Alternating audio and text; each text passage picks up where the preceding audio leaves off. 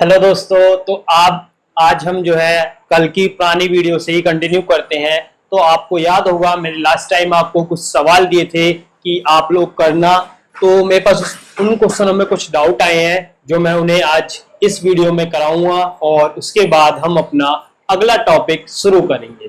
तो देखो, सबसे पहला क्वेश्चन क्या है कि एक फिगर दे रखी है और उसमें मुझे बोल रखा है कि x प्लस वाई जो है मेरा w प्लस जेड के बराबर है। तो प्रूफ करो कि AOB जो है एक लाइन सेगमेंट है। AOB जो है एक लाइन सेगमेंट है।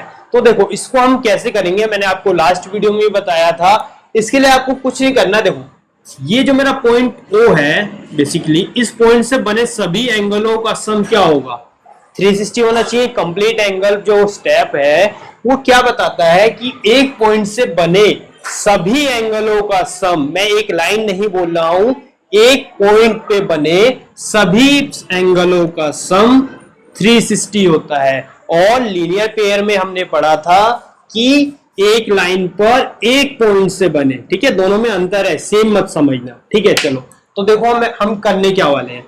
तो x plus Y plus W plus Z is equal to 360 degree bye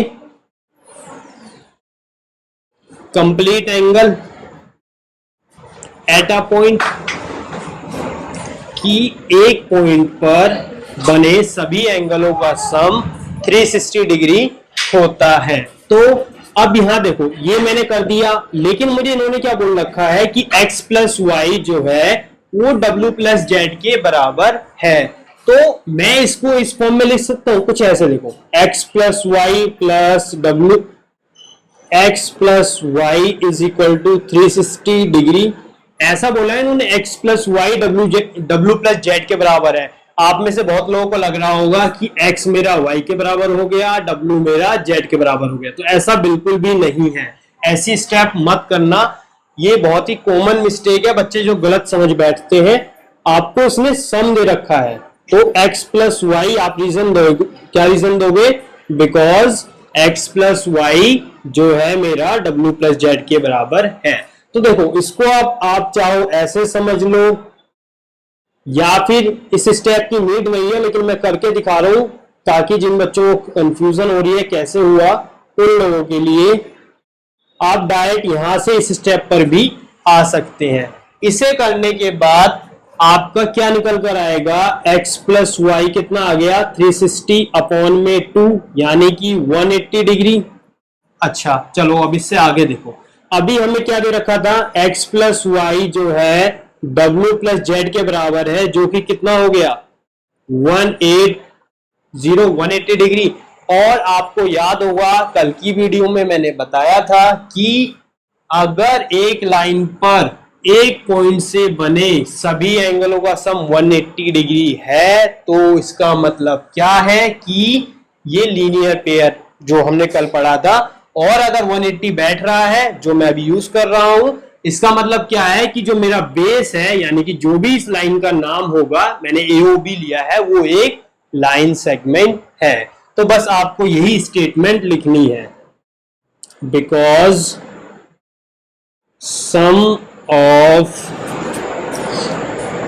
adjacent angle लिख लो, या फिर आपको सम ऑफ एडजेसेंट एंगल पूरा लिखो, चलो, is 180 degree, therefore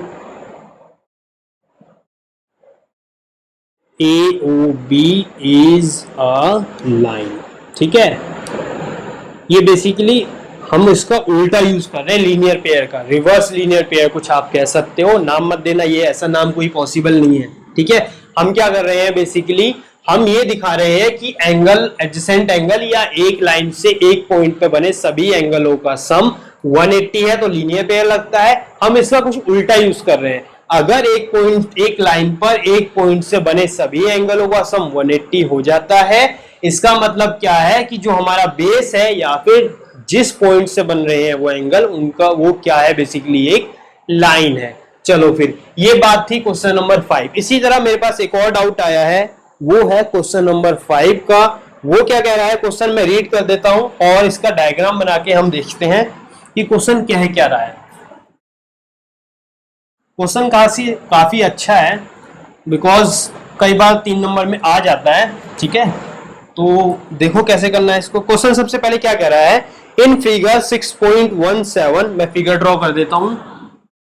ये मेरे पास दे रखा है पी ओ क्यू, ठीक है, और मेरे को बोला है एक लाइन परपेंडिकुलर है कुछ इस फॉर्म में आर, ठीक है, और एक और एंगल बना है यहाँ पे क्या, सॉरी एक और आर्म खिंची हुई है कुछ इस फॉर्म में, ये मेरा परपेंडिकुलर है।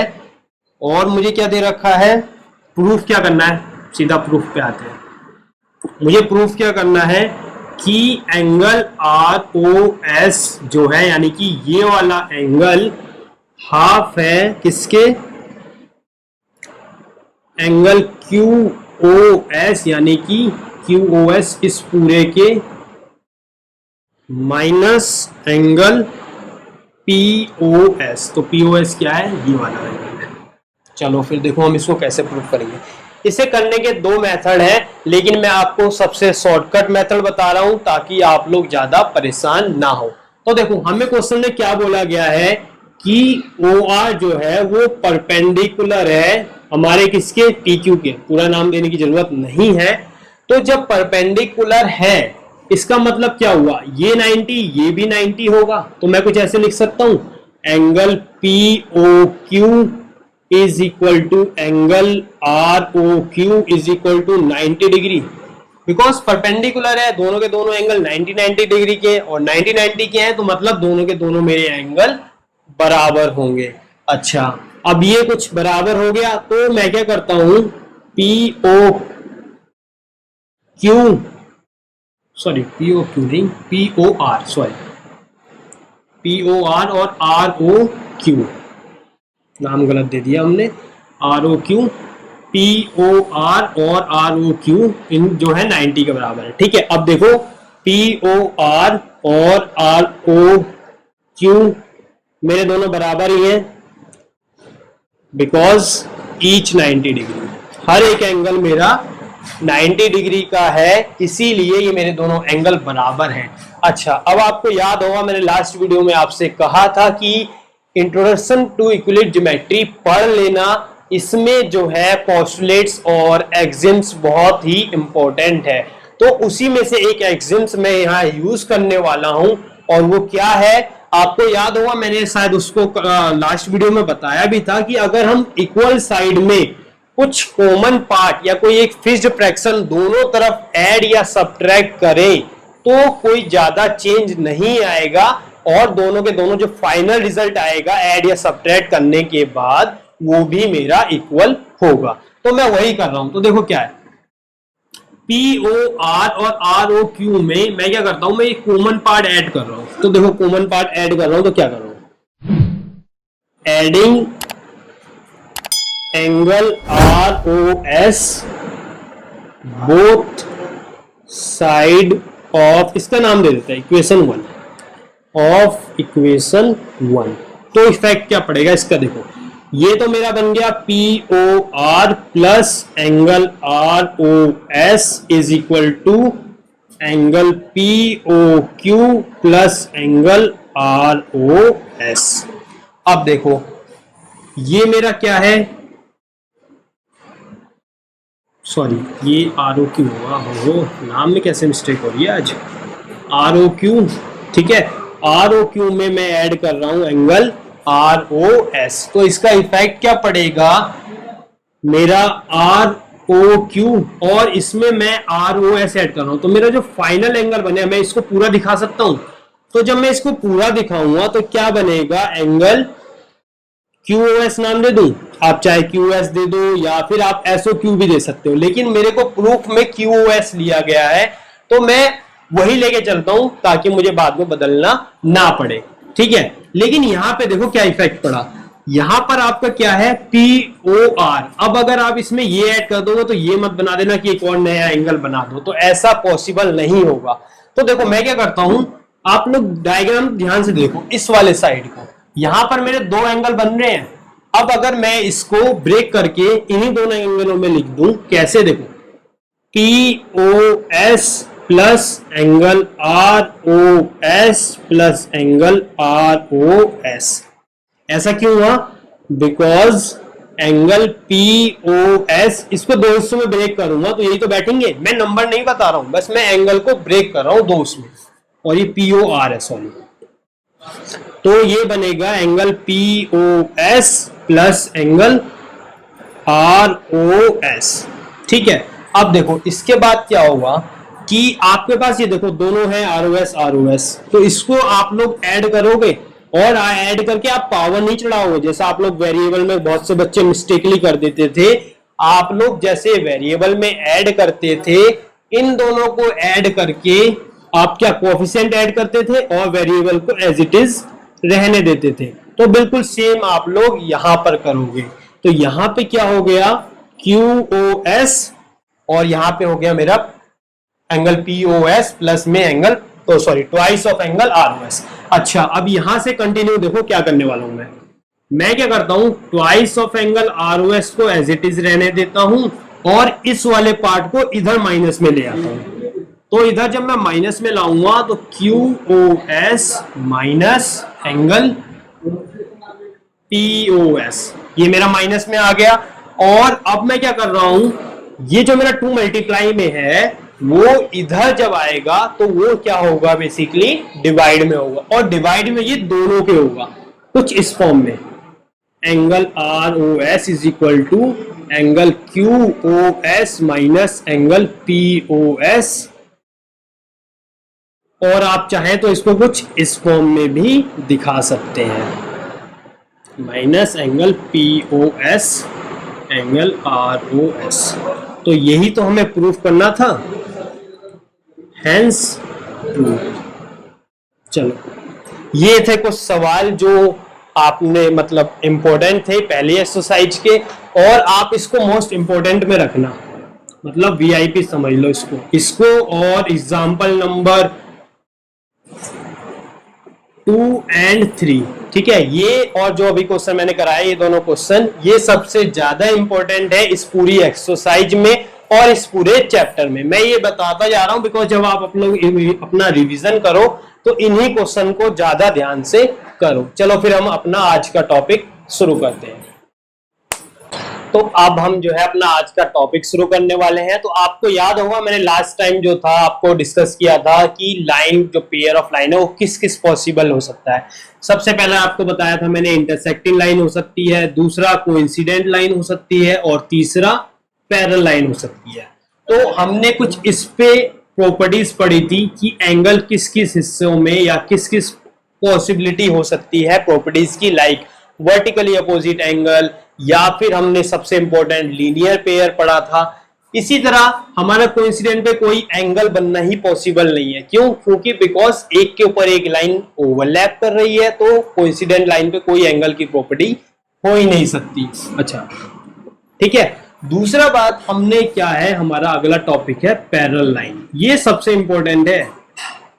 लाइंस एंड इंटरसेक्टिंग लाइंस में लीनियर पेयर के थोड़ा सा ऊपर जाएंगे ये वाली प्रॉपर्टीज, और इसका हमारे पास खासियत क्या है, सबसे पहले हम जानते हैं कि कौन कौन से हमें एंगल की प्रॉपर्टी या फिर कौन कौन से रूल है जो हमें पढ़ना है, और उसके बाद हम उस पे 1 by 1 सवाल भी करेंगे, और उसके बाद हम उसको इंटरचेंज भी यूज करेंगे। कैसे? अभी जो मैं आपको बता रहा हूं ना पैरेलल लाइंस पे एंगल प्रॉपर्टी, हम इसको रिवर्स भी यूज कर सकते हैं। रिवर्स यूज करना कैसे? अगर हमारी जो प्रॉपर्टी सेटिस्फाई हो रही है, इसका मतलब क्या है कि हमारी जो लाइन है वो पैरेलल है, और अगर लाइन पैरेलल है तो हमारी ये सभी प्रॉपर्टी सेटिस्फाई होंगी। सबसे अटमोस्ट इंपॉर्टेंट क्या है इसके लिए कि जो भी हमारे पास लाइन है वो हमारी पैरेलल होनी चाहिए, तभी ये तीन प्रॉपर्टी जो हम अभी पढ़ने वाले हैं अप्लाई हो सकती है। ठीक है, सबसे पहले देखो मैं नाम बता देता हूं। सबसे पहले हम लोग पढ़ेंगे कोरस्पॉन्डिंग एंगल।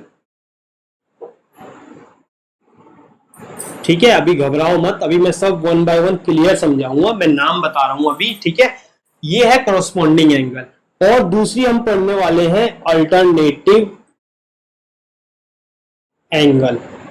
ठीक है, और तीसरी सबसे इंपॉर्टेंट है कोइंटीग्रल। सबसे ज्यादा बच्चे इसी में कंफ्यूज होते हैं, कोइंटेरियल एंगल में। ठीक है, चलो इतनी सी बात है। अब जरा हम समझ लेते हैं कि पहले कि हम इनका कैसे समझने वाले हैं, मतलब बेसिकली पहले कॉन्सेप्ट को ही समझ लेते हैं। देखो सबसे पहले क्या इंपॉर्टेंट है, मैं कुछ ड्रॉ कर रहा हूं, दो लाइन सेगमेंट L और M जो पैरेलल है, और एक तीसरी लाइन सेगमेंट में ले रहा हूं, इसका नाम दे देते हैं हम P। ठीक है, वो पैरेलल है, सॉरी ट्रांसवर्सल है। अब ये ट्रांसवर्सल लाइन क्या होती है? अच्छा, मैंने आपको ट्रांसवर्सल लाइन को बताई नहीं थी, जहां तक मुझे याद आ रहा है। जब मैंने आपको लाइन के टाइप्स वगैरह बताए थे, मैंने आपको ट्रांसवर्सल लाइन नहीं बताई थी।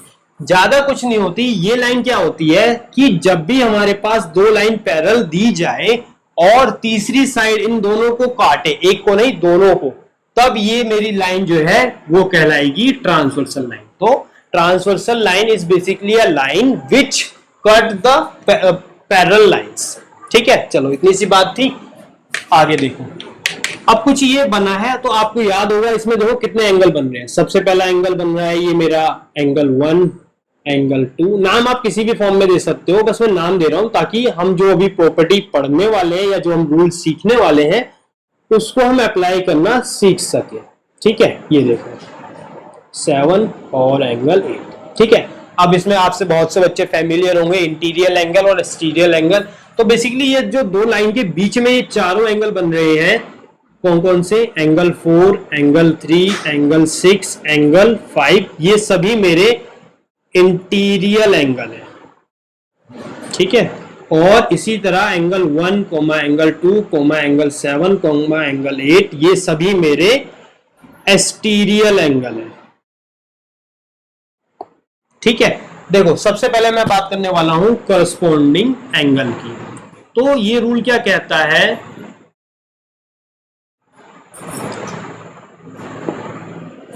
मेरे बेसिकली जब भी लाइन पैरेलल होगी तो करस्पॉन्डिंग एंगल, मतलब ये वाला एंगल इसके बराबर और ये वाला एंगल इसके बराबर, इसी तरह ये वाला एंगल इसके बराबर और ये वाला एंगल इसके बराबर, ये बराबर होंगे, मतलब करस्पॉन्डिंग।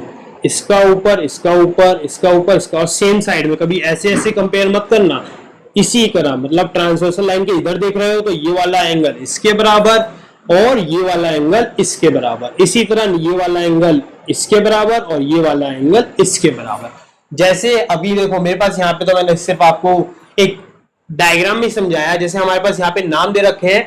अगर यहाँ पे मैं बात करूँ आपको कोरस्पॉन्डिंग एंगल में, तो देखो कौन कौन से एंगल कोरस्पॉन्डिंग के हिसाब से बराबर होंगे। सबसे पहला होगा एंगल 1 बराबर एंगल 5, इसी तरह एंगल 2 बराबर एंगल 6। अच्छा, ये एंगल 1 डिग्री मत समझ लेना, ये मैंने नाम लिया है। आप ABCDEFG कोई और सिंबल यूज कर सकते हो, बट मोस्ट कॉमनली आपको कुछ इसी टाइप से यूज किया, हम सिंबलों को यूज करते हैं। ठीक है, तो एंगल 1 बराबर एंगल 2, एंगल 2 बराबर एंगल 6। अगर यहाँ पे डिग्री लग जाती ना तो ये वाला सिंबल जो है ये हट जाएगा, अगर डिग्री लगी दिखिए। ठीक है, क्योंकि हम एंगल को डिग्री में मेजर करते हैं। चलो फिर, ये तो बात हो गई एंगल 2 बराबर एंगल 6। इसी तरह एंगल 4 मेरा किसके बराबर होगा? एंगल 8 के। ठीक है, और मेरा एंगल किसके बराबर होगा? 3 एंगल 7 के बराबर। चलो फिर एक क्वेश्चन कर लेते हैं इसी पे, फिर हम आगे सवाल जो है देखेंगे। सवाल कुछ इस तरीके से है, दो लाइन सेगमेंट है एक्स वाई, और इसको तीसरी लाइन सेगमेंट ट्रांसफर से काट रही है। मुझे ये वाला एंगल दे रखा है 80 डिग्री, और आप लोगों को ये सभी एंगल बताने हैं। मैं नाम देता हूं A, B, C, D, E, F और G। ठीक है, ये सभी एंगल निकालने हैं। वीडियो पॉज कर दो और खुद से करो, और उसके बाद देखना जो मैं कराने वाला हूं। तो देखो, सबसे पहले हमने जो पहले प्रॉपर्टीज पढ़ी थी ना, वर्टिकली अपोजिट एंगल और लीनियर पेयर, ये तो हमेशा यूनिवर्सल है। जब भी लाइन इंटरसेक्ट करती हुई आपको दिखे, आपको ये अप्लाई करनी है। ठीक है, और अगर लाइन पैरेलल है तब हमारे पास ये तीनों की इंपॉर्टेंस, मतलब तीनों को हम अप्लाई कर सकते हैं। अभी तो खैर मैंने एक ही समझाई है, बट मैं बता रहा हूं कि जब भी लाइन पैरेलल हो आप तीनों को अप्लाई कर सकते हैं। कंडीशन है लाइन पैरेलल होनी चाहिए, और वर्टिकली और लीनियर पेयर के लिए बस लाइन मीट या इंटरसेक्ट करनी चाहिए। चलो फिर देखो, तो मैं देखो कैसे करने वाला हूं। यहाँ पे देखो, सबसे पहले मेरा एंगल बी जो है वो एंगल 80 डिग्री होगा बाय वर्टिकली अपोजिट एंगल। देखो ज्योमेट्री में ना मैंने आपको पिछली वीडियो में भी बताया था, हजारों मेथड हैं, कम से कम मेरे हिसाब से तो 5-6 तो हर एक सवालों के लिए होते हैं। बट इंपॉर्टेंट क्या है, कौन सा मेथड सबसे जल्दी सवाल करके दे, और वही मेथड आपको सीखना है बाय डूइंग प्रैक्टिस। जितना ज्यादा प्रैक्टिस करोगे उतना ज्यादा आप जल्दी एनालाइज कर पाओगे कि कौन से मेथड से जल्दी आएगा। आप एक क्वेश्चन को एक मेथड से करो, उसके बाद दूसरा मेथड अप्लाई करके देखो कि क्या इससे आंसर जल्दी आ रहा है या नहीं आ रहा है। चलो फिर देखो, एंगल बी मेरा कितना हो गया 80 डिग्री। चलो ये हो गया। अब आप देखो, आप क्या कर सकते हो, a plus 80 degree is equal to 180 degree by linear pair. ठीक है, अब लीनियर पेयर जब आप इस पे अप्लाई करोगे तो a की वैल्यू क्या आ जाएगी, 180 डिग्री माइनस 80 डिग्री यानी कि 100 डिग्री। ठीक है, a की वैल्यू कितनी आ गई, 100 डिग्री। चलो फिर अच्छा, अब ये देखो मेरा a जो है वो, अच्छा इसमें नाम देने की जरूरत नहीं है, हमने सिंबल लिया है। तो एंगल a जो है मेरा किसके बराबर होगा, c के बराबर। वो कितना होगा, 100 degree by vertically opposite angle. Very good. ठीक है, ये बहुत सिंपल सी बात है जो मैं आपको बता रहा हूं। और इसी तरीके से आप अगर देखना चाहो आपका, अब जब हम कोरोस्पोंडिंग अप्लाई करने वाले हैं तो देखो a जो होगा वो किसके बराबर होगा, d के बराबर कितना, 100 degree by corresponding angle. Very good. पूरा नाम देना, मैं आगे शॉर्टकट यूज कर रहा हूं बट आपको पूरा नाम देना है। इसी तरीके से मेरा जो ये एंगल E है ये कितना होगा, 80 degree bye corresponding angle property. और जब आप लोगों ने ये निकाल लिया तो आपका ये कितना आ गया, 80 डिग्री, और सॉरी 100 डिग्री, और ये आ गया 80 डिग्री। तो अब आप चाहो तो अपना एंगल G निकाल लो, किससे, G is equal to E is equal to 80 degree by vertically opposite angle. नहीं तो आप चाहो तो अपना C जो है वो, ये सॉरी B जो है आप अपना G के बराबर कर दो बाय कोरस्पोंडिंग एंगल। ठीक है, आपको मैंने बताया ना मेथड कितने भी हो सकते हैं, बट आपको प्रैक्टिस करनी है कि कौन सा जल्दी मेथड हो जाए। और हाँ, उसमें एकदम बिजी मत हो जाना कि भाई यही मेथड, ये से छोटा मेथड भी हो सकता है। अभी जो मेथड आ रहा है उसे भी करके देखो। ठीक है, चलो फिर ये हमारा G आ गया E के बराबर। अब कौन सा बच गया है, हमारा एंगल F बच गया है। तो F को आप निकाल सकते हो D के बराबर 100 degree, same reason by vertically opposite angle. नहीं तो आप अपना G जो है A के बराबर कर दो कोरस्पोंडिंग एंगल से, और F को बराबर कर दो 80 के बराबर कोरस्पोंडिंग एंगल से। चलो फिर, ये तो बहुत सिंपल सा सवाल था जो मैंने आपको कराया है। ये मैंने इसीलिए कराया, बहुत सिंपल क्वेश्चन लिया है ताकि आप लोग कोरस्पोंडिंग एंगल एक्चुअली में है क्या वो समझ सको, और साथ साथ वर्टिकली और लीनियर पेयर भी अप्लाई कर सको। ठीक है, चलो फिर अब हम अपना अगला पढ़ने वाले हैं, यानी कि अल्टरनेटिव एंगल।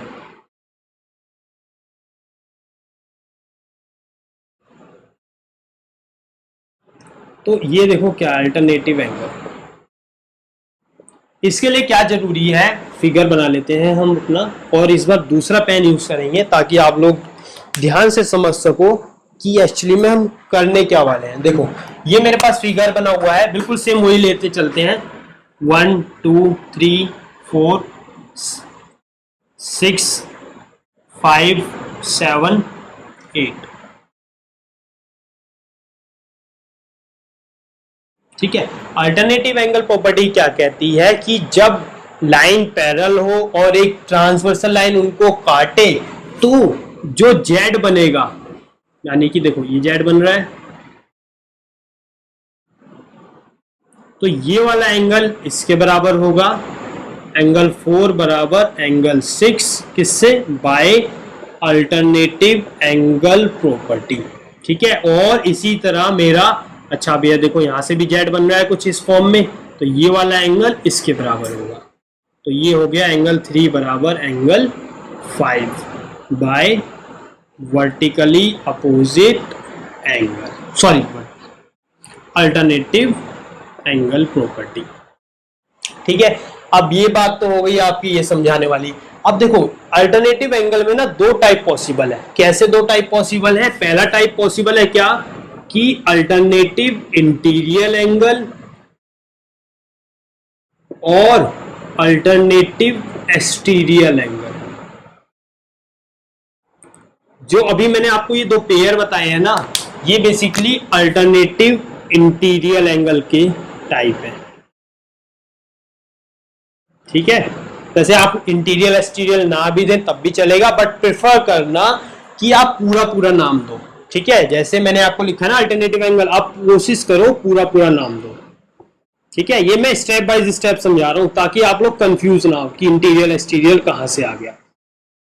अभी इंटीरियर है क्यों? बिकॉज देखो आपकी ये दो लाइन सेगमेंट पैरेलल है और ये चारों चारों, जैसे मैंने आपको पहले ही बताया था, ये एंगल कैसे है? इंटीरियर। तो ये वाला एंगल किसके बराबर है? ये तो अल्टरनेटिव इंटीरियर एंगल, क्योंकि ये अंदर में आ रहे हैं। ठीक है, इसी तरह अल्टरनेटिव एक्सटीरियर अगर हमें समझना हो तो देखो इस बार लाइन से बाहर हो जाओ। बाहर कैसे? जेड आपका ये बन रहा था तो एंगल 4 6 के बराबर है, तो एंगल 1 जो है वो किसके बराबर होगा? एंगल 7 से। और किससे होगा? By alternative exterior angle property से। और इसी तरीके से एंगल 2 जो है मेरा एंगल 8 के बराबर होगा। Same reason, by alternative exterior angle property. ठीक है, क्लियर है? चलो इस पे सवाल कर लेते हैं। वैसे ज्यादा टाइम वेस्ट ही होगा, बस बहुत सिंपल सा करेंगे, लास्ट वाला सवाल ही कंटिन्यू करेंगे। ये मेरे पास 80 था, ये मेरा बी, ये मेरा सॉरी ए, ये मेरा बी, ये मेरा सी, ये मेरा डी, ई, एफ सॉरी जी, एफ। ठीक है, मेरे को शायद मैंने सिंबल उल्टे लिख दिए हों तो कंफ्यूज मत होना, बट समझाने के लिए। तो देखो मेरा एंगल बी जो है वो डी के बराबर होगा, और हमने जैसे लास्ट में फाइंड किया था बी कितना आया था हमारा? 80 degree by vertically opposite angle से। तो यहाँ पे कितना हो जाएगा? डी मेरा 80 डिग्री, किससे? By alternative. रीजन जरूर देना, रीजन सबसे ज्यादा इंपॉर्टेंट है। अगर ये निकालने के आपको 1 नंबर मिल रहे हैं तो 1 नंबर आपको रीजन के भी दिए जाएंगे। तो रीजन सबसे इंपॉर्टेंट है। ठीक है, बिना रीजन के मत लिखना। अगर क्वेश्चन में दे रखा है तो ब्रैकेट में डाल देना गिवन, क्योंकि टीचर जो है वो इन्हीं से समझेंगे कि आपने करा कैसे है। चलो फिर ये बात है। इसी तरह आप ये निकाल दोगे एंगल ए बराबर सी, जो हमने लास्ट वीडियो में सीखा था, कितना आया था? 100 आया था बाय वर्टिकली अपोजिट एंगल से। मैं सॉल्व नहीं कर रहा हूँ, सॉल्व हमने पहले किया था, बस मैं दिखा रहा हूँ कि अल्टरनेटिव एंगल कैसे यूज होगा। तो एंगल सी मेरा एंगल ई के बराबर 100 डिग्री बाय, अच्छा यहाँ पे आप रीजन पूरा पूरा दो, अल्टरनेटिव इंटीरियर एंगल प्रॉपर्टी। और इसमें क्या होगा? एंगल सी मेरा अल्टरनेटिव इंटीरियर एंगल प्रॉपर्टी। ठीक है, ये बात क्लियर है? बहुत ही सिंपल सी बात थी। चलो फिर अब अपना अगला केस डिस्कस करें। ये सबसे ज्यादा इंपॉर्टेंट है और बड़े ध्यान से समझना, वरना बहुत ज्यादा कंफ्यूजन करोगे आप और बहुत टिपिकल कर लोगे अपने लिए समझने के लिए। क्या कहती है ये प्रॉपर्टी? पहले तो वो देखो।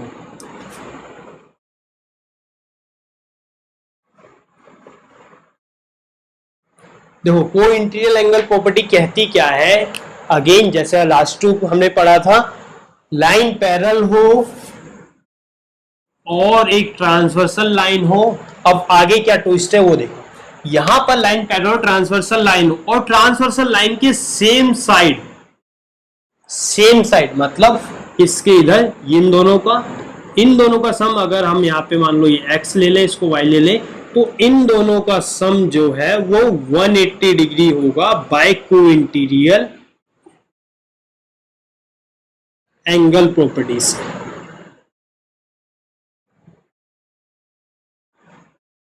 समझ में आया? दोबारा समझ लो, आराम से रहो, कोई जल्दीबाजी नहीं है, दौड़ नहीं लगानी हमको। क्या है? अगर लाइन पैरेलल हो और एक ट्रांसवर्सल लाइन इनको काटे तो ट्रांसवर्सल लाइन के सेम साइड पे दोनों एडजेसेंट एंगलों का सम कितना होगा? 180 डिग्री। इसी तरह यहां पर भी मान लो ये A है, ये मेरा B है, तो A प्लस B जो है वो 180 डिग्री होगा। सेम रीजन बाय को, इसमें इंटीरियर एक्सटीरियर नहीं होता, ट्रांसवर्सल लाइन के एडजेसेंट एंगल। ठीक है, चलो फिर। अच्छा, अभी हमने जो है इन तीनों प्रॉपर्टी को समझ लिया है कि होती क्या है।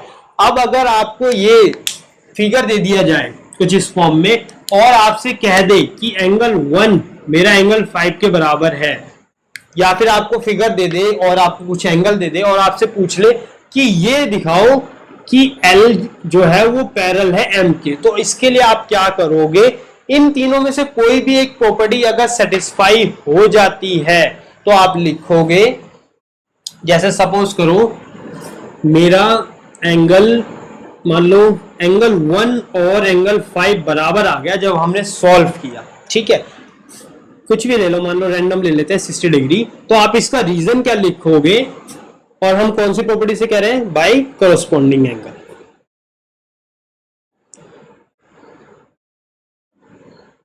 अगर कोरस्पॉन्डिंग एंगल प्रॉपर्टी के हिसाब से ये इक्वल हो गया तो लिखोगे since corresponding angle are equal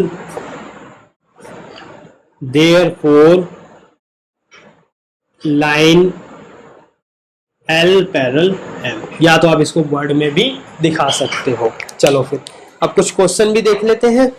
तो अब हम जो है एक्सरसाइज शुरू करते हैं। तो देखो सबसे पहला क्वेश्चन क्या है, मैं रीड कर रहा हूँ, बोर्ड पे मैंने डायग्राम बना दिया है। In figure 6.28 find the value of x and y and then so that AB parallel CD। मतलब हमें ये नहीं बोला है कि AB और CD पैरेलल है, हमें ये शो भी कराना है और x और y की वैल्यू भी निकालनी है। तो देखो हम लोग क्या करने वाले हैं, बिकॉज अभी हमें लाइन पैरेलल दे नहीं रखी, तो हमने जो अभी तीन प्रॉपर्टी पढ़ी है, corresponding angle, alternative interior angle and को इंटीरियर एंगल, हम यहाँ पे अप्लाई नहीं कर सकते। हम क्या करेंगे, अभी तक जो हमने पढ़ा है vertically opposite angle and linear pair का कॉन्सेप्ट, यही दोनों कॉन्सेप्ट अप्लाई करेंगे और उसके बाद हम ये दिखाएंगे कि अल्टरनेटिव एंगल या फिर कोरस्पॉन्डिंग एंगल या फिर कोइंटीरियर एंगल जो है, तीनों में से कोई भी एक यूज कर दो, तीनों नहीं करना, एक यूज करना है, ठीक है। और उसे दिखाने के बाद हम जो मैंने अभी आपको थोड़ी देर पहले बताया था पैरेलल लाइन कॉन्सेप्ट समझाने के लिए। चलो फिर शुरू करते हैं। देखो x plus 50 is equal to 180 degree by linear pair. ये मेरा डायग्राम है, एक पॉइंट से बने हैं ये दोनों एंगल। तो x की वैल्यू कितना आ गई, 180 डिग्री माइनस 50 डिग्री यानी कि 130 डिग्री, ठीक है। और मेरा जो y है वो तो 130 डिग्री हो गया बाय वर्टिकली अपोजिट एंगल। ये देखो इतना पार्ट छुपा लो और ये दोनों लाइन इंटरसेक्टिंग नहीं बन ली है, तो y is equal to x हो गया, ठीक है। और अब देखो मेरा x और y जो है वो दोनों बराबर है, और यह ध्यान से देखो दोनों के दोनों एंगल क्या है, अल्टरनेटिव इंटीरियर एंगल है। तो क्या लिखोगे, since alternative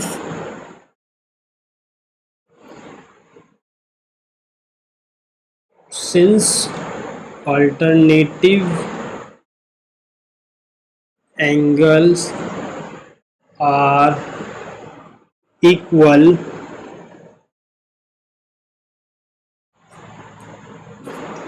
therefore in AB parallel CD, ठीक है। हमें ये यूज किया, हमने अल्टरनेटिव एंगल इक्वल है x और y, इसीलिए ये मेरे दोनों लाइन सेगमेंट पैरेलल है, ठीक है। हमें एक दिखाना है, लेकिन ऐसा भी हो सकता है कि इसी डायग्राम में आपको एक बैठ रहा हो, मतलब ये बाय चांस इक्वल बैठ रहा हो, वैसे इक्वली बैठेगा अल्टरनेटिव में, या फिर आप कोरस्पॉन्डिंग ये इक्वल बैठ रहा हो लेकिन बाकी एंगल ना बैठ रहे हो, तब आप लोग क्या करोगे, आप एक और इक्वल करके देख लो। जैसे यहाँ पे मेरा x आया था 130 डिग्री और कोरस्पॉन्डिंग के हिसाब से ये दोनों एंगल बराबर होने चाहिए, जो कि बराबर हैं। इसका मतलब क्या है कि हमारी ये बी और सी डी जो है वो पैरेलल है। यहाँ पे ये आपका सवाल जो है खत्म हो गया, ठीक है। बहुत से बच्चे आप लोग क्या कर रहे होगे, आप लोग क्या करोगे, लीनियर पेयर लगा के पहले ये निकालोगे और फिर लीनियर पेयर लगा के ये निकालोगे। तो ऐसा मत करना, सवाल एकदम स्ट्रेट फॉरवर्ड है और एकदम स्ट्रेट फॉरवर्ड ही सॉल्व करने की कोशिश करो। चलो फिर अगला क्वेश्चन देखते हैं। अगला क्वेश्चन कुछ इस प्रकार से है, मैं डायग्राम बनाता हूं। क्वेश्चन कुछ इस कह रहा है कि if A B parallel C D comma C D parallel E F and Y ratio Z is 3:7, तो आप लोग बताओ एक्स की क्या वैल्यू होगी। तो देखो A B C D E F, A B C D E F और मेरी ट्रांसवर्सल लाइन, और उसके बाद मुझे एक्स वाई और कितना है जेड। ठीक है, मुझे क्या बोला है क्वेश्चन में कि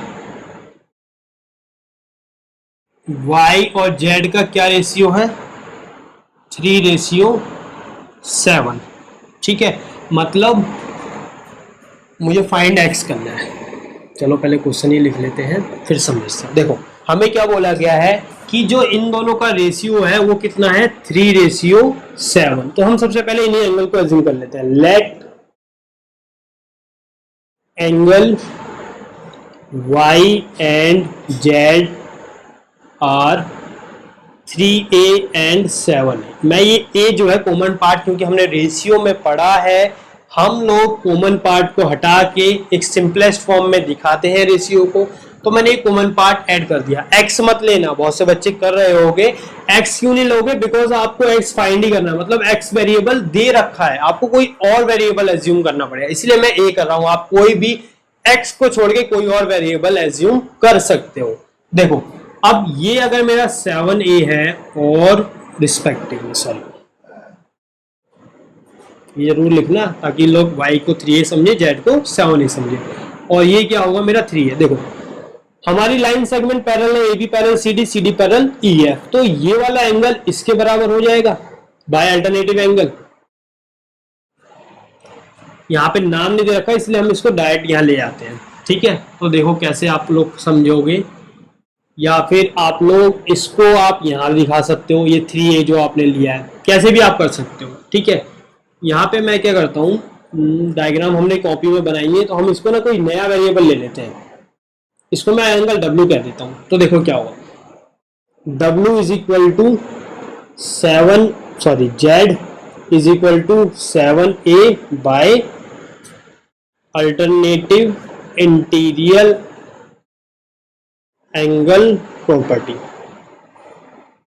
ठीक है, ये मैंने अपनी तरफ से इंसर्ट किया है, बिकॉज यहाँ पे मेरे पास नाम नहीं है और मैं इस एंगल को यहाँ उठा लाता हूँ, तो मैंने यहाँ पे लो W दिखा दिया। कॉपी में जब आप अपने पेपर में डायग्राम बनाना उसमें आप लोग दिखा सकते हो। ठीक है, आपको एज्यूम करने की जरूरत नहीं, आप अपने डायग्राम में दिखा सकते हो।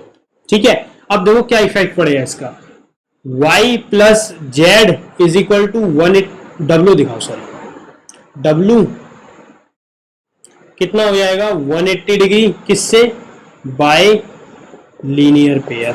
ठीक है, अब लीनियर पेयर को आपका ये क्या है 3a और W आपका z के बराबर है, तो ये कितना हो गया 7a 180 डिग्री। जब आप इसको सॉल्व करोगे तो कुछ इस फॉर्म में आएगा, चलो नीचे कर लेता हूं, 10a 180 डिग्री, और जब आप इसको सॉल्व करोगे तो देखो a की वैल्यू क्या आ गई 180 अपॉन में 10 यानी कि 18। ठीक है, अब y आपका क्या था 3a, मतलब क्या एंगल बन गया 3 इंटू 18 यानी कि 3 8 जा 24 54 डिग्री, और आपका z जो कि w के बराबर है और जो कि 7a है, और आपका कितना हो गया ये 7 इंटू 18, 8 7 जा 56, 8 7 7 126 डिग्री। ठीक है, ये आपके दोनों एंगल आ गए, मतलब आपका जो y है वो कितना निकल के आया है 54 डिग्री, और ये कितना आया है आपका 126 डिग्री। ठीक है, अच्छा अब आपके पास क्या है, आपको तो x फाइंड करना है, क्योंकि अभी हमने कुछ नहीं किया जो हमें सवाल में बोला है, हमने सिर्फ अभी तक वो चीजें निकाली हैं जो हमें फाइनल, जो हमें निकालना है, क्वेश्चन में बोला है, उसको निकालने में हेल्प करेगा। तो देखो अब आपके पास दो तरीके हैं। सबसे पहला काम, वैसे तो एक और तरीका है लेकिन दो सबसे इंपॉर्टेंट दिख रहे हैं। आप लोग क्या कर सकते हो, अपना x को इस w के बराबर दिखा दो बाय कॉरेस्पॉन्डिंग एंगल प्रॉपर्टी से, वरना आप लोग क्या कर सकते हो, x plus Y is equal to 180 degree by co interior angle property. मैं दोनों दिखाता हूं। देखो आप क्या कर सकते हो, अपना x is equal to w is equal to 126 degree by corresponding angle property से, वरना आप लोग क्या कर सकते हो, अपना x plus Y 180 degree by co interior angle property. क्योंकि हमें क्या बोल रखा है क्वेश्चन में, तीनों लाइन सेगमेंट पैरेलल है, मतलब हम यूज कर सकते हैं जो हमने तीन प्रॉपर्टी सीखी है। तो यहाँ पे आप लोग अप्लाई करो, उसके बाद आप x की वैल्यू निकालो और वहां पे आपको, सॉरी उल्टा दिखा दिया, और यहाँ पे आपको सीधा सीधा दे रखा है। मतलब आपको क्या है, अगर आप इसे सॉल्व करने बैठोगे कम से कम 1 मिनट यहाँ पे आप लोग अपना इस मेथड में गवा दोगे। तो इस मेथड को क्यों करें हम, जब हमको सीधा सीधा आंसर दिख रहा है। तो x is equal to w is equal to 126 degree by corresponding angle property. बहुत ही सिंपल क्वेश्चन था। चलो फिर अब हम अपना अगला क्वेश्चन शुरू करते हैं।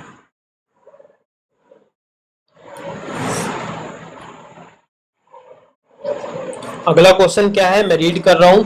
हमें बोला है कि AB जो है वो पैरेलल है CD के और EF जो है वो परपेंडिकुलर है CD के। कुछ इस फॉर्म में है डायग्राम। क्वेश्चन नंबर 3, हमें ये परपेंडिकुलर दिया हुआ है EF, और ये मेरा D है और ये मेरा C है, ये मेरा A है, ये मेरा B है। ठीक है, और एक और यहां से कुछ ट्रांसवर्सल लाइन निकल रही है, वो क्या है, G। ठीक है, और हमें बोला है ये है मेरा परपेंडिकुलर, मतलब ये 90, ये भी 90 होगा। हमसे बोला क्या गया है, और GED दे रखा है। क्या दे रखा है, एंगल GED 126 डिग्री दे रखा है, और हमसे फाइंड करने को बोला है एंगल AGE और angle GEF and angle FGE। चलो बहुत अच्छा क्वेश्चन है, कैसे करेंगे वो भी देखते हैं। देखो आपके पास GED क्या एंगल है, सॉरी नाम सही दिया है ना मैंने, एक बार नाम चेक कर लेते हैं। GED, सॉरी मैंने ट्रांसवर्सल लाइन का नाम उल्टा दे दिया है। ये F है मेरा और ये मेरा E है। तो मेरे पास GED दे रखा है, मतलब इतना हिस्सा मेरा कितना है, 126 डिग्री। ठीक है, और मुझसे बोला गया है ये दोनों एंगल निकालने को, सॉरी। तो देखो GEF आपका कितना होगा, GEF मतलब ये वाला पोर्शन है, इसको आप लोग कैसे निकाल सकते हो। देखो हमें दे रखा है ना, सबसे पहले इसी को निकालते, सबसे इजी पार्ट। 126 डिग्री क्यों है, ये गिवन है। और GED में देखो आपके पास दो एंगल छिपे हुए हैं, angle GEF plus angle FED 126 degree. आपके पास FED परपेंडिकुलर दे रखा है, मतलब क्या है कि आपका ये वाला एंगल जो है वो 90 डिग्री है। तो जब आपका ये 90 हो गया, 126 डिग्री, आपके पास क्या GEF निकाल लोगे आप। आपका GEF एंगल कितना हो गया, 126 डिग्री माइनस 90 डिग्री यानी कि 36 डिग्री। ये हमारा बेसिक पार्ट था, सबसे इजी पार्ट। चलो फिर ये आपका कितना आ गया, 36 डिग्री। और अब हमें कितना क्या फाइंड करने को बोला है, AGE, मतलब ये वाला पार्ट। अच्छा देखो हमारे पास ये लाइन पूरी पैरेलल है, थोड़ी देर के लिए इसको भूल जाओ। जब आपका ये पैरेलल है तो ये वाला एंगल इस पूरे के बराबर होगा। ये तो इससे भी इजी था, कैसे, देखो एंगल जी ई जो है मेरा एंगल जी ई डी के बराबर होगा। इसको मैंने भूलने को बोला, बस मिटा मत देना ताकि आप लोग समझ सको। ये अभी भी परपेंडिकुलर है। कितना? 126 किससे? By alternative interior angle property. इससे मेरा ये वाला एंगल बराबर हो गया। चलो फिर अब बचता क्या है? एफ जी ई। तो एफ जी ई मतलब ये वाला एंगल बचा है, ये कैसे निकालेंगे हम लोग? तो देखो, आपके पास इसे करने के भी दो तरीके हैं। सबसे पहले देखो, आपको ये वाला एंगल दे रखा है कितना पूरा, इसको मिटा देते हैं समझने के लिए। ये वाला पूरा एंगल है आपके पास 126 डिग्री। मतलब आप लोग लीनियर पेयर लगा के ये वाला एंगल निकाल लोगे, और जब आपका ये वाला एंगल आ गया, इसको आप इसके बराबर बड़े आसानी से दिखा सकते हो। मैं भी कुछ यही करने वाला हूं क्योंकि ये अल्टरनेटिव एंगल से हो गया। वरना दूसरा मेथड सबसे इजी, ये दोनों का सम कितना होना चाहिए? 180 डिग्री बाय लीनियर पेयर। पूरा डायग्राम छुपा दो, इन दोनों पे देखो, एक पॉइंट से बन रहे हैं दोनों एंगल, दोनों का सम कितना होगा? 180 डिग्री। और 180 डिग्री होगा। आप लोगों ने अभी अभी ये ए जी ई निकाला है, तो ये भी बड़ी आसानी से हो जाएगा। आपके ऊपर है कौन से मेथड से आप इस सवाल को करोगे। तो देखो, हम वही मेथड अप्लाई करते हैं लीनियर पेयर वाला, उससे जल्दी हो जाएगा। खामखा हम पहले इससे निकाले फिर अल्टरनेटिव दिखाए, इससे अच्छा हम सीधा वही अप्लाई कर देते हैं। तो A G E plus angle F G E कितना हो गया? 180 डिग्री बाय लीनियर पेयर। ठीक है, ए जी आप लोगों ने अभी बताया कितना? 126। तो आपका एफ जी ई 180 डिग्री और एफ जी ई आपका कितना हो गया? बराबर 180 डिग्री माइनस 126 डिग्री यानी कि 54 डिग्री। इस तरीके से आपने तीनों पार्ट अपने कर दिए। एफ जी ई मतलब ये कितना पोर्शन आ गया आपका? 54 डिग्री। ये आप लोगों ने कितना निकाला? 36 डिग्री। और ये वाला आप लोगों ने निकाला 126 डिग्री। तो ये था, बहुत ही अच्छा सवाल था वैसे, बिकॉज कई बार बच्चे कंफ्यूज हो जाते हैं इसी तरह। इससे अगला जो सवाल आ रहा है वो मेरा सबसे फेवरेट सवाल है और सबसे इंपॉर्टेंट भी है। तो ऐसे मत लेना कि भैया फेवरेट है तो टिपिकल ही होगा, क्योंकि ये सबसे अच्छा सवाल यही है। देखो हम इसे कैसे करेंगे, अच्छा इसे नोट करना है, वीडियो पॉज करके नोट कर लेना। और वैसे कोशिश करना आप लोग अपने आप से करें, बिकॉज एक बार जब आप अपने आप करोगे तो 10% या 20% चांस है आप लोग अपने आप कर दो। और बाय चांस ना कर पाओ तो आपको पता होगा आपने क्या मिस्टेक करी जब आप लोग सॉल्यूशन देख रहे होंगे। ठीक है, बिकॉज आप लोगों को गलती समझना भी इंपॉर्टेंट है। गलती जब तक आप लोग समझोगे नहीं तब तक आप उससे इंप्रूव नहीं करोगे। तो देखो डायग्राम कुछ इस फॉर्म में दे रखा है और ठीक है, मेरे पास क्या है? ये P है, ये मेरा Q है, ये मेरा R है और ये मेरा S है, ये मेरा T है। ये मेरा कितना हो गया?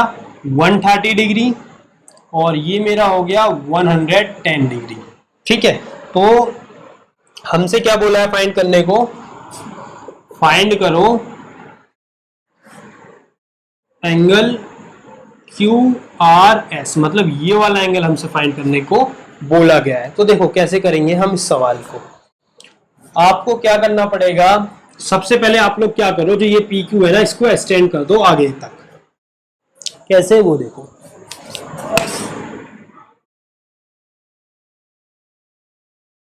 पैरेलल एक्सटेंड करो और इसको नाम दे दो X।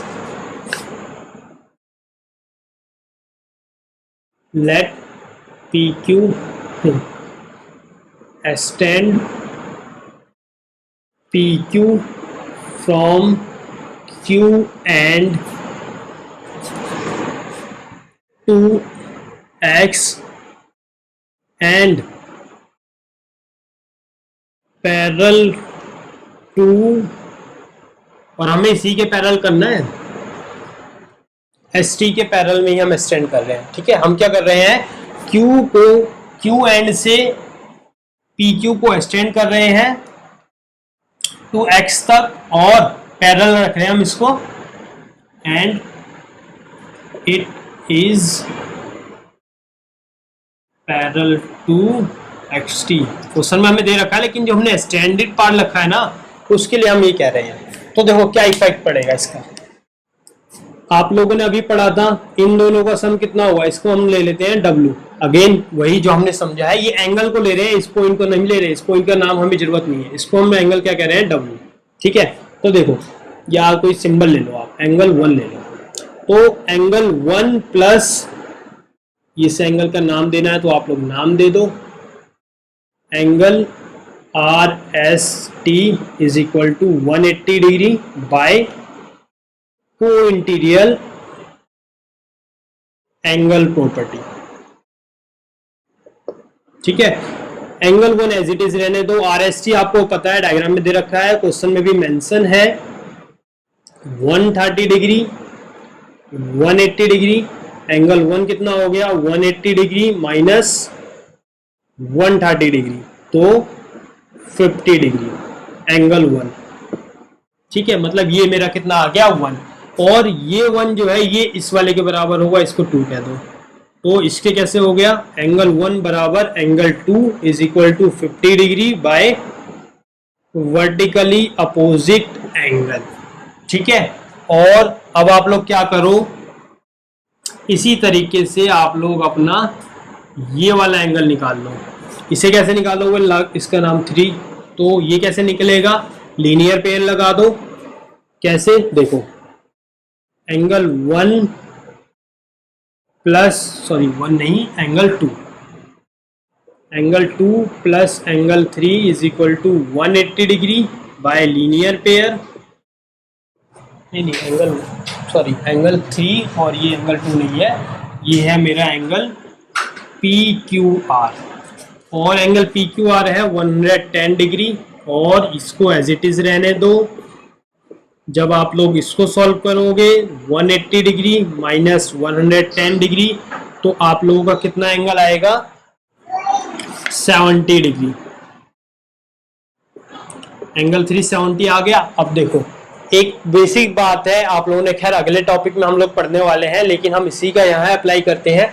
वो क्या कहती है कि जब भी मेरा एक ट्राइंगल फॉर्म होगा ना, तो तीनों एंगलों का सम हमेशा 180 डिग्री होगा। इसको हम कहते हैं bye angle sum property.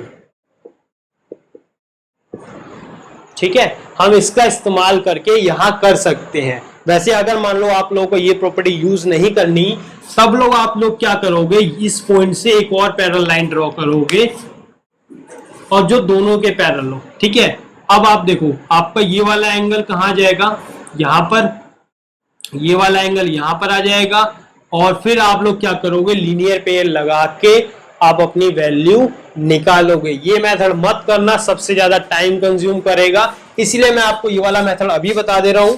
Angle sum property का यूज करके सीधा सीधा सॉल्व आप लोग कर दोगे। ठीक है, तो देखो मैं वही करने वाला हूं, इसलिए मैंने अपना एंगल 2 एंगल 3 निकाला है, और इसका नाम लो एंगल 4। तो देखो angle 2 plus angle 3 plus angle 4 is equal to 180 degree bye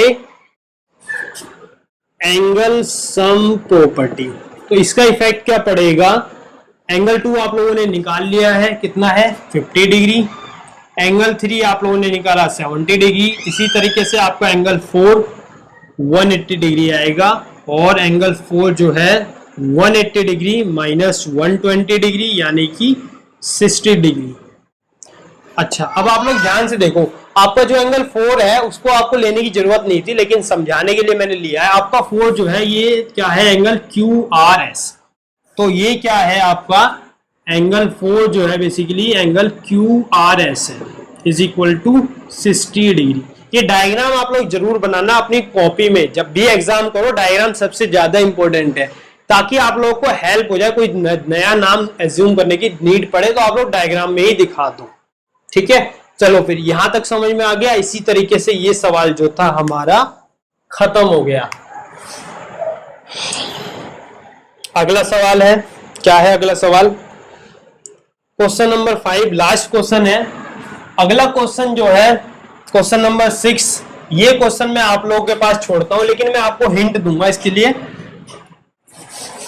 आपसे बहुत से बच्चों ने 9th 8th क्लास में अपना एक लॉ पढ़ा होगा, लाइट का होता है लॉ ऑफ रिफ्लेक्शन, ठीक है। खैर अभी तो क्वेश्चन नंबर 5 ही देख लेते हैं, कंफ्यूज क्यों हो, है ना। चलो देखो, कुछ डायग्राम इस फॉर्म में है और ये मेरा कुछ इस फॉर्म में हो गया, C Q R D P, और ये मेरा क्या हो गया 50 डिग्री ए बी। आपसे फाइंड क्या करने को बोला है, A B parallel C D दे रखा है, एक्स और वाई फाइंड करने को बोला है। तो ये मेरा वाई हो गया, ये मेरा एक्स हो गया। तो फाइंड एक्स एंड वाई। तो देखो कैसे करेंगे, एक्स और वाई को फाइंड कैसे करना है। तो देखो angle X is equal to 50 degree by alternative, very good, by alternative interior angle property. इस तरीके से ये सवाल यहाँ पे हो गया x की वैल्यू के लिए। अभी तसल्ली करो, ठीक है। देखो अब आप लोग क्या कर सकते हो, अब आपके दिमाग में अगर ये चल रहा है कि x प्लस वाई को आप लोग 180 डिग्री दिखा दो bye co interior angle property से, तो बिल्कुल गलत हो। बिकॉज को इंटीरियर एंगल के हिसाब से ये पूरा एंगल का सम होना चाहिए, ठीक है। तो आप लोग को इंटीरियर एंगल प्रॉपर्टी अप्लाई नहीं कर सकते हो। तो अब और क्या ऑप्शन है हमारे पास, वो भी देख लेते हैं। क्या हमारे पास कोई और एंगल दिया हुआ है क्वेश्चन में, एक मिनट। अच्छा हाँ, एक एंगल दिया हुआ है आपको, कितना है ये 127 डिग्री, ठीक है। अगर ये 127 डिग्री है तो ये पूरा एंगल जो है कितना होगा, एंगल पी आर डी जो हमें 127 दे रखा है वो बेसिकली किसके बराबर होगा, angle A P R is equal to 127 degree by alternative interior angle property. इसके हिसाब से 127 जो है इस पूरे के बराबर होगा। अब इस पूरे में ये दो एंगल आ रहे हैं, तो आप लोग क्या कर सकते हो, एंगल पी आर डी जो है आपका, सॉरी पी आर डी तो नहीं, ए पी आर लिखो, एंगल ए पी आर 127 और ए पी आर क्या क्या है, angle A P C plus angle A P C हो गया, और एंगल कौन सा लोगे आप लोग, इसको ले लो आर पी क्यू। ऐसे आप क्यू पी आर भी ले सकते हो, आर पी क्यू 127 डिग्री, और ए पी सी की वैल्यू क्या दे रखी है आप लोगों के पास 50 डिग्री। तो आपका ये आर पी क्यू जो कि कितना है, y है 127 डिग्री, और जब आप लोग इसको सॉल्व करोगे तो 127 माइनस 50 यानी कि 7 मतलब 77 डिग्री। और इस तरीके से आपके पास दोनों वैल्यू आ गई, और इसी के साथ ये वाला सवाल जो है वो खत्म हो गया। अब अगला सवाल जो है, जैसा मैं अभी आपको बता रहा था थोड़ी देर पहले इस क्वेश्चन के शुरू में, जो क्वेश्चन नंबर 6 है बेसिकली वो एक साइंस का लॉ है जो लाइट में पढ़ा हुआ आप लोगों ने, लॉ ऑफ रिफ्लेक्शन।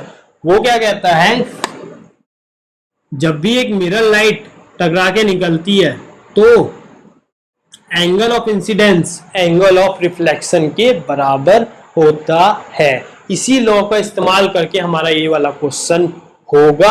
अगर आप लोगों ने लाइट चैप्टर नहीं पढ़ा है तो साइंस में आप लोग पढ़ोगे, तब आप लोग इसको ध्यान से समझोगे कि मैं किस लॉ की बात कर रहा हूं। यहाँ पे तो वो बात हो गई। चलो फिर, वैसे ही क्वेश्चन पेपर में नहीं आता, ज्यादा टाइम वेस्ट मत करना कि कहीं लगा कि इसी को अच्छे से सॉल्व करने लगे।